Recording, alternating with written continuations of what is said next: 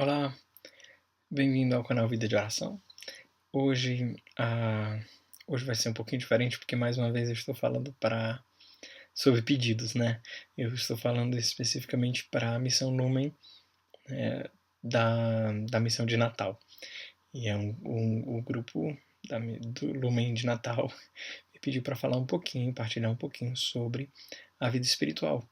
Então, o pessoal que está acostumado a seguir o canal vai ser muito rico para vocês. E aí, para vocês da Lumen, a gente vai conversar um pouquinho sobre aquilo que a gente se propôs a falar. Então vamos lá. Assim, para quem é da Lumen que não conhece meu canal, eu tenho um canal no YouTube, chama Vida de Oração. Se vocês estiverem interessados, vocês podem depois olhar e descobrir os outros vídeos aqui do canal, onde eu falo sobre a vida de oração segundo Santa Teresa d'Ávila, um pouco evidentemente segundo o carisma Shalom. Eu sou Felipe da comunidade Shalom, já estou na comunidade Shalom há 18 anos e há 18 anos procuro viver uma vida de oração mais aprofundada. E vamos partilhar um pouquinho sobre a vida espiritual. Eu vou começar fazendo uma analogia bem da cultura pop, porque eu acho que ajuda também um pouco a gente entender um pouquinho do que é a vida espiritual. Vocês todos já devem ter ouvido falar daquele filme Matrix. Talvez vocês até tenham assistido já o filme Matrix. No Matrix, o que acontece? O personagem principal tem a vida dele normal, de programador e tal, e aí acontecem algumas coisas na vida dele e ele desperta, e ele descobre que ele está dentro de uma Matrix. E que, na verdade, tudo aquilo que ele achava que era realidade era simplesmente uma ilusão na cabeça dele, e que, na realidade, o mundo lá fora era muito mais complicado do que ele achava que era, e ele vivia dentro de uma guerra, e que essa guerra ele nem sabia que essa guerra existia. E aí ele vai entrar na guerra, voltar para aquela realidade que ele achava que era a única verdadeira, já com a mentalidade completamente transformada em relação àquilo, e aí ele volta muito mais poderoso para conseguir enfrentar os inimigos, né, dentro da Matrix. É mais ou menos isso que é a nossa vida espiritual. Eu faço essa comparação porque na realidade, no mundo de hoje, nos dias de hoje, as pessoas, a gente tende a esquecer que existe uma realidade espiritual que nós não vemos.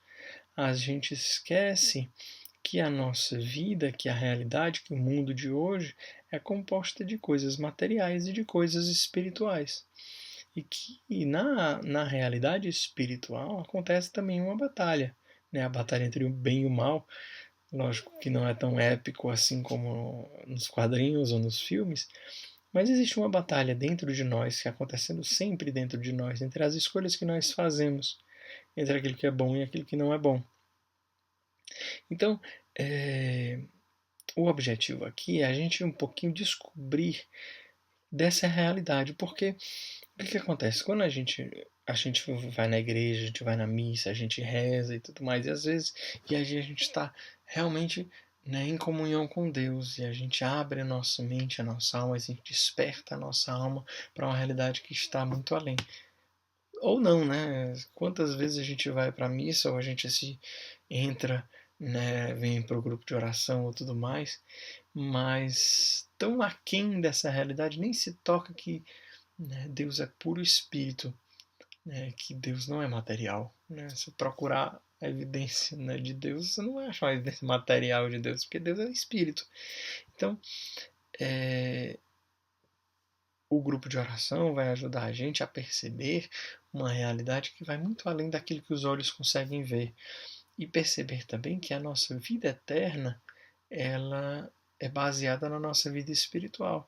Então, aquilo que nós vivemos agora, aquilo que nós preparamos o nosso espírito, que nós abrimos o nosso espírito para receber a graça e a misericórdia de Deus, vai ter reflexos para a nossa vida inteira, para o resto da nossa vida, que é muito, muito, muito, muito maior do que essa vida que nós vivemos aqui na nossa terra.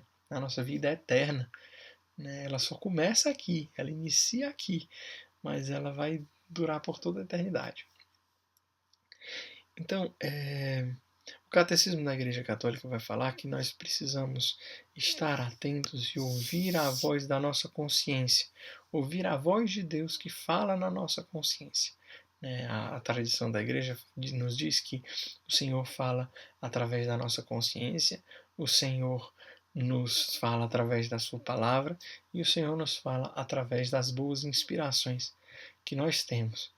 Então, como é que a gente vive concretamente a vida espiritual no nosso cotidiano, no nosso dia a dia?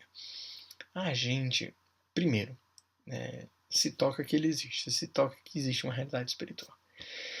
E aí a gente vai passo a passo se abrindo a isso. E aí como é que a gente se abre a isso? Por exemplo, a gente vai percebendo que o Senhor nos diz, né, que mais vale dar do que receber, é melhor dar do que receber. Tudo aquilo que vocês querem que os outros façam com vocês, façam vocês a eles. Essa faz toda a diferença, porque a regra de ouro do cristianismo ela é o inverso da regra de ouro nas outras religiões. As outras religiões, a regra de ouro é assim: o que você não quiser que façam com você, não faça com os outros. Mas no cristianismo é exatamente o oposto. O que você quiser que faça com você, você vai lá e faz. Né? Não é uma atitude passiva, eu não vou fazer o que eu não quero que faça. É muito pelo contrário, eu vou fazer aquilo que eu quero que os outros façam. Isso aí já abre a nossa perspectiva para muita coisa, né? Porque aí a nossa vivência das virtudes, o que são as virtudes? As virtudes são, digamos assim, hábitos que nós temos de fazer o bem, né? De fazer bem o bem. Então, por exemplo, a gente discuta muito, não, porque a gula é pecado e a gente tem que evitar o pecado. Na verdade, o Senhor nos chama não a evitar a gula, mas o Senhor nos chama a viver a temperança. Né? O que é a temperança? É esse equilíbrio de não me jogar em cima da comida e comer afoitamente tudo que aparece. Então comer só porque eu estou com vontade, não para saciar, né, a minha fome. E aí todas as consequências, né, do pecado, que o pecado ele não é, aí eu vou, dimensão espiritual de novo. O pecado ele é uma ruptura com Deus. Ele me prejudica a mim mesmo na minha comunhão com Deus e na minha comunhão comigo mesmo. Então já comecei com o exemplo da gula, eu vou continuar. A gula não é pecado porque Deus diz que é pecado. Né? A gula é pecado, lógico, Deus nos diz que é pecado porque Ele sabe daquilo que nós somos feitos. Né? Então, a gula ela vai só me prejudicar, porque eu vou comer aquilo que eu não preciso comer, de uma quantidade que eu não preciso para me alimentar, e aquilo só vai fazer mal a mim mesmo. Eu vou engordar, eu não vou ter mais disposição para as coisas, pode dar doenças, inclusive diabetes, etc. Então, vamos entender a vida espiritual, digamos assim, não como a igreja que dá uma série de regras, pode fazer isso, não pode fazer isso, mas é como se fosse um manual de instrução que o nosso Senhor nos deu. O Senhor nos deu um manual de instruções, né? Quando a gente compra um carro, vem um manual de instrução. A gente quase não lê, pouquíssima gente lê o manual de instrução do carro, do computador, do seja lá o que for, tem um manualzinho, né? Pra gente viver. Por quê? Porque se a gente seguir aquele manual, aquele bem que a gente comprou vai nos desenvolver no seu potencial. Então, por exemplo, a questão do carro. Aí eu preciso manter o óleo. Eu preciso olhar o óleo, porque se vazar, se não tiver mais óleo, se o óleo estiver muito quente e tudo mais, vai prejudicar o motor. Então, assim, a, a, os pecados, eles não são uma. Um, Deus está cortando meu barato. Não, eu queria fazer tudo que eu posso, mas Deus não deixa eu fazer tudo que eu posso. Não é isso. É aquela coisa, se você não limpar o para-brisa do seu carro, você não vai enxergar direito e você risca de bater. Então, assim, se você se dirigir por esse caminho, você vai se dar mal. Então, essa realidade a gente precisa estar atento durante todos os momentos da nossa vida. Eu errei ter focalizado no pecado. Vamos falar para a virtude, então.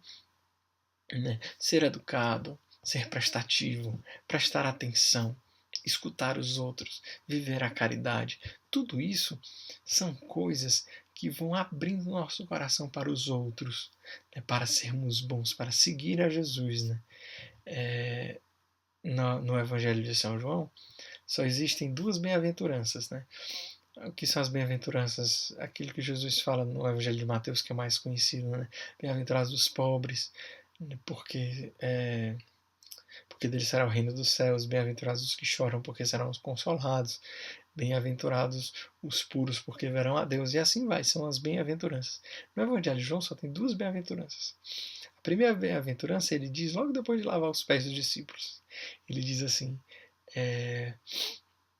vocês entendem o que eu acabei de fazer? Eu sou mestre, vocês me chamam de mestre e senhor, e fazem bem, porque eu realmente sou. Mas se eu, que sou mestre e senhor, lavei os pés de vocês também devem fazer isso com os outros. E vocês serão felizes, sob condição de praticarem. O Senhor nos dá um segredo da felicidade aí. Servir uns aos outros. Esquecer de mim para amar o outro. Isso me faz perceber que eu estou escolhendo o melhor para o outro.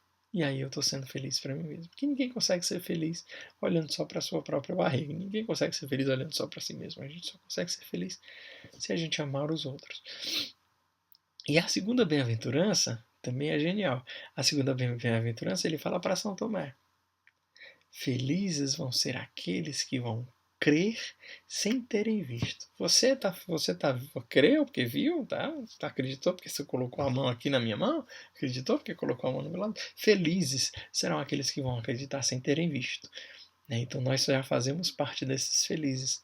Então, o objetivo assim, é um pequeno vídeo, uma pequena partilha, para a gente perceber que existe uma realidade que acontece em volta da gente que a gente normalmente não vê. E essa é a vida espiritual. A vida espiritual, ela é uma batalha, porque o que vai reinar na minha vida, o que eu quero que aconteça na minha vida é o meu egoísmo. Eu quero ficar muito bem na minha casa, eu não quero lavar a louça, que é minha mulher que lava a louça por mim, ou eu não quero fazer isso porque... E aí a gente sempre fica voltando em nós mesmos.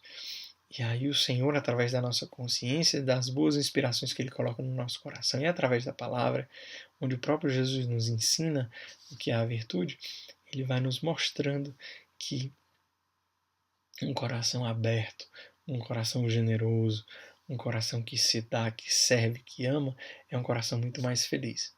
E aí vai existir dentro de mim essa batalha entre aquilo que eu quero, que é o meu comodismo, eu ficar em mim mesmo, só pensar em mim, e eu tô sofrendo, então deixa todo mundo se acabar, porque eu tô aqui no meu próprio sofrimento.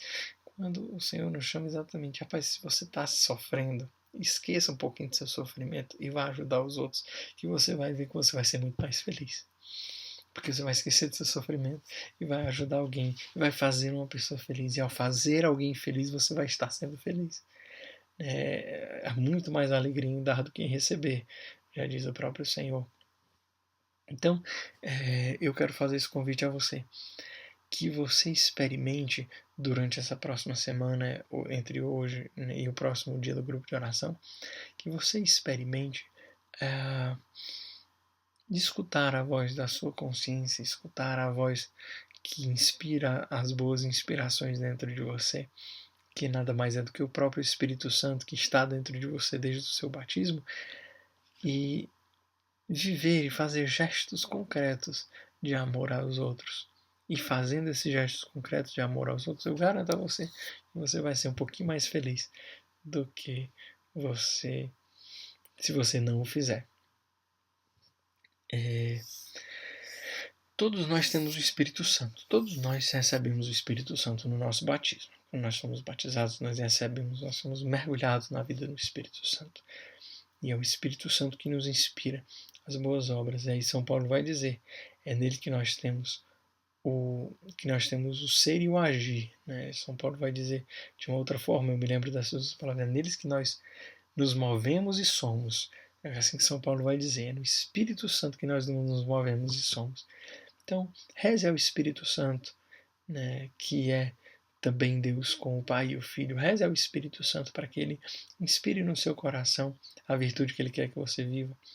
E aí no seu grupo, eu sugiro que vocês partilhem sobre as virtudes. Quais são as virtudes?